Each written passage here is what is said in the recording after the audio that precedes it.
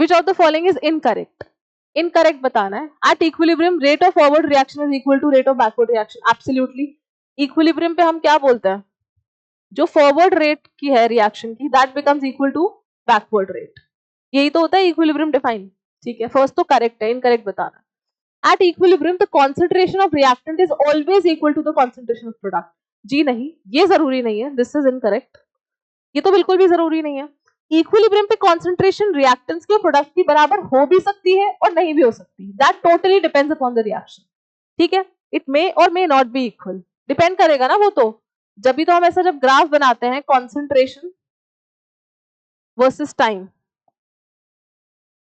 तो क्या बोलते हैं? कॉन्सेंट्रेशन रिएक्टेंट की डिक्रीज कर रही है, प्रोडक्ट की इंक्रीज कर रही है. तो ऐसा भी ग्राफ बना सकती हूँ. मैंने बोला कि ए से बी कोई रिएक्शन हो रहा है, तो ए तो डिक्रीज हो रहा है ना विद टाइम, रिएक्टेंट तो डिक्रीज हो रहा है, प्रोडक्ट इंक्रीज हो रहा है. मैं इसका ग्राफ ऐसे भी बना सकती हूँ कि ए इंक्रीज और बी इंक्रीज हो रहा है और ए डिक्रीज हो रहा है, और फाइनली इक्विलिब्रियम पे दोनों क्या हो गए? बराबर हो गए. तो ये भी हो सकता है. इक्विलिब्रियम पे बराबर हो भी सकता है. कभी इक्विलिब्रियम हो रहा है, ये इक्विलिब्रियम आ रहा है, यहाँ पे इक्विलिब्रियम आ रहा है. इक्विलिब्रियम पे जो कॉन्सेंट्रेशंस होती हैं वो क्या हो जाती हैं? कांस्टेंट हो जाता है ना. तो ये कांस्टेंट कब होना स्टार्ट हो रहा है? इस पॉइंट पे. तो ये इक्विलिब्रियम है. एक तीसरा ग्राफ ऐसा भी हो सकता है कि ये तो इंक्रीज हो रहा है और ये डिक्रीज हो रहा है. ये इतना इंक्रीज हो गया कि ए को पार कर गया, और ये इतना डिक्रीज हो गया कि बी से कम हो गया.